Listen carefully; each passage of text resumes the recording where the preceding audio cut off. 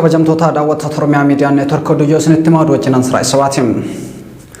Oduu keenya jalqabaatiin Oromiyaa keessatti namoonni miiliyoona 2 ol deeggarsa midhaan nyaataa akka barbaadan koomishiniin hooggansa sodaa balaa Oromiyaa beeksise.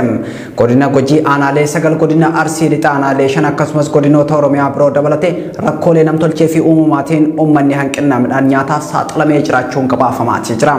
Gaaga'amni waraanaa fi siyaasaa rakkoo jireenya uummattoota Itoophiyaa qormaataa jiran keessaa isaan ijoodha jedhu ogeessonni dinagdee.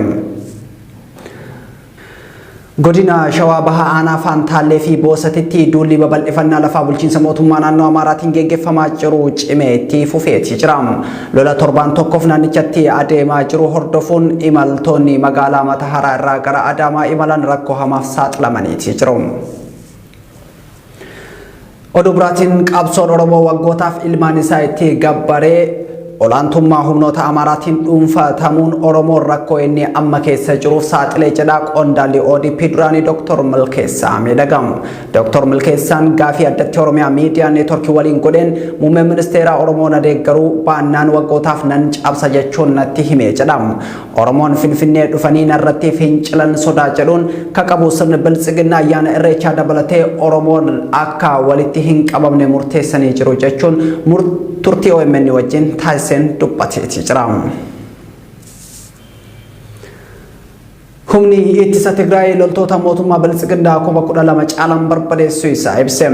Lola tibbaa kana walitti fufiinsaan taasifameen waraanni Tigraay humnoota leellistoota Amaaraa fi loltoota mootummaa biltsiginaa irratti kisaaraa namaa fi qabeenyaa guddaa geessisuu koomaandiin loltummaa Tigraay ibsa injifannoo baaseen beeksisee jira. Ibsi injifannoo waraanaa Tigraay kun akka jedhutti adda waraanaa gama lixaa jechuun karaa Dabaarqii fi Daawaatiin humna diinaa haleelee jira jedha.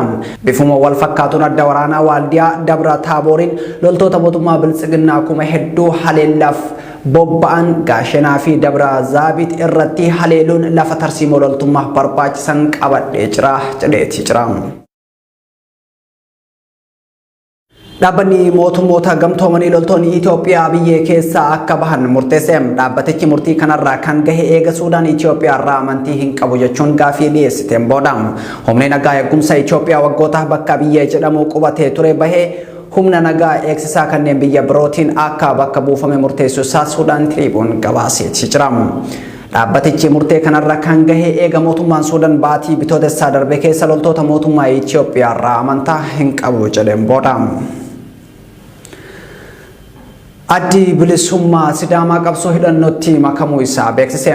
Addichi ibsa baaseen yaadni siyaasaa dogongorarraa maddee kan amma murni Itoophiyaa bulchuu ittiin deemaa jiru kufaadha.